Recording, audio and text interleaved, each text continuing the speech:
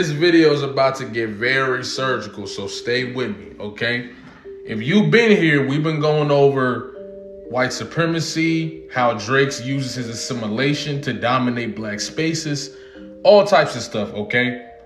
But with this new information that we found out when it comes to Drake censoring artists behind the scenes, right? That makes the entire scope of the battle completely different. Completely different.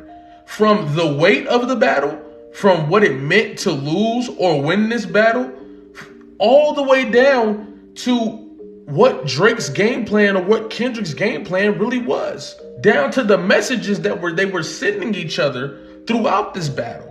We learned a lot more about this battle just from finding out the fact that Drake has been censoring artists behind the scenes for years, okay? And we finna break all this down.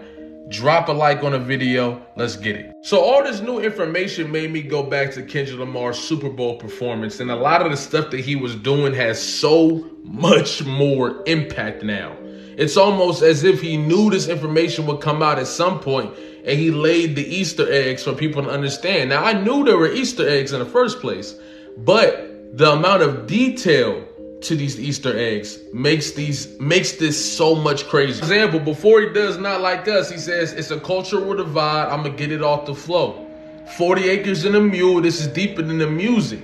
They try to rig the game, but you can't fake influence. All three of those lines have a completely different perspective on them now, knowing that Drake has been censoring artists behind the scenes, using his assimilation to whiteness in order to censor people behind the scenes. Especially if we talking about censorship, this is the new NWA. This is the new fuck the police. Am I tripping? This is the new fuck the police. Except this time, the cop is a rapper.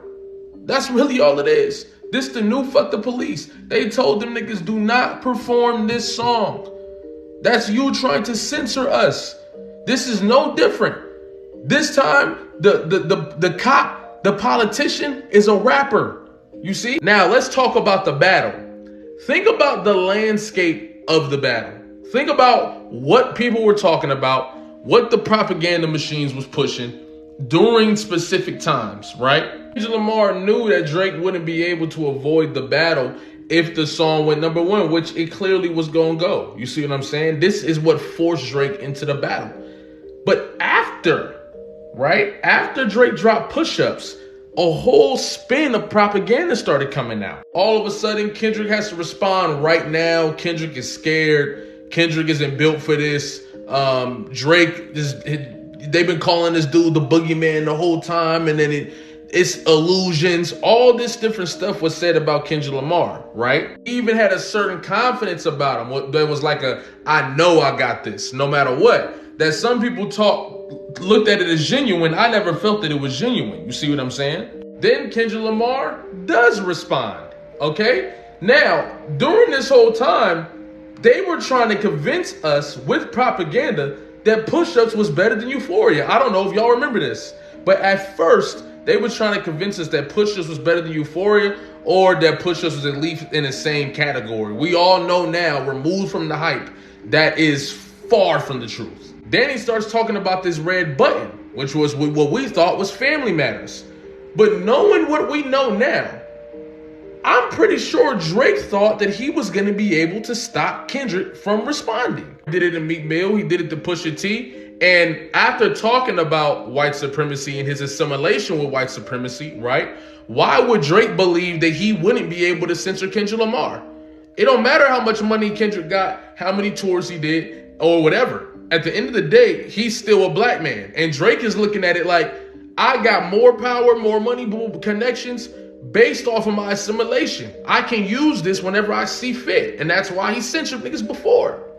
He thought because of that, there's no way that he wouldn't be able to censor Kendrick Lamar. And then this happened. So now that we understand this side of the battle, let's look at it from the opposite side. Kendrick Lamar is fully aware that Drake attempts to censor his opponents. He's very aware of this. You see what I'm saying?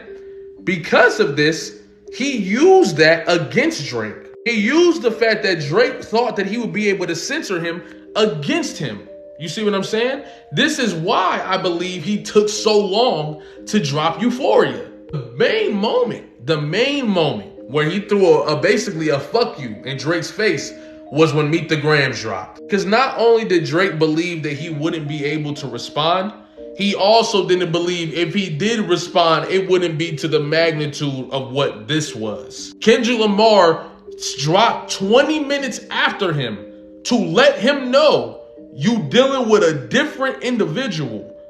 I don't have to play by these rules that everybody else got to play by. It's a different level here. You can't do that to me. That was the flex. I really believe that was the flex, that you can't censor me. And not only can you not censor me, you can't stop me from saying the most defamatory you can name about you. Because I don't got to play by them rules. Following it up with probably the biggest banger in hip hop history, calling him a pedophile. Like it's the ultimate flex. It's the ultimate flex against censorship. He told him, you do not have the power in this scenario to censor me. You got to win square up. This is why Drake wants to see Kendrick's contract. Because he wants to see, how the fuck was I not able to censor this black man? How was I not able to censor this black man and stop him from targeting the golden boy? The golden boy who has a touch on the hip hop community and has assimilation to us. How could I not stop him from doing that? So he wants to see Kendrick's contract because of that. This is why Drake had no response or wasn't ready for Meet the Grams and Not Like Us, because he didn't think anything else was gonna come out. This is why at the end of his song, you're dead, you're dead. You think that he was taunting Kendrick with the tailor-made shit because he was confident? No, he wanted to make it seem like Kendrick was scared of him. And even though he disrespected Tupac, right? Even though he disrespected Tupac, he still won't come outside, knowing that he thought he could censor him when it was time. He's a sadistic, this is crazy. This is peak colonizer, white supremacist behavior here. And niggas thought, I burned down the chains that I bought from your boss, give a fuck about all that heritage shit, was a joke. No, nigga, this ain't no game. You dealing with an A1 colonizer here. You see what I'm saying? They only built this nigga up so he can maintain and control the main wave of music that controls the next generation of black minds. That's why they picked that nigga and put him over there. This whole time, these niggas have been getting censored. Niggas is fighting censorship out here. Motherfuckers talk about Drake got so many enemies. Niggas is fighting against this censorship. Somebody being able to block people's shit off. And if you go look at Drake raps, he been bragging about this shit this whole time, rubbing it in niggas' faces. Yeah, my white supremacy is assimilation. My assimilation of white supremacy has put me in position to control you.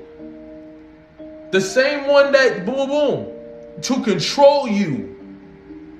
You see what I'm saying? Don't let these niggas downplay this fucking battle. Don't let these niggas make you stop talking about this shit. Because that's how they rewrite the history. They tell us to be quiet while they keep talking about it. And they rewrite the history slowly. Nah, I'm going to keep talking about it. We're going to tell the fucking truth.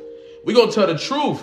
This was much bigger than a rap battle, nigga. This was to fight censorship. Censorship. What is the difference between what the government was trying to do to Tupac after Tupacalypse and this? Somebody tell me. The only difference is it's a rapper this time. What's the difference between what they did with Fuck the Police and this? The only difference is it's not a cop. It's a rapper this time. That's it, nigga.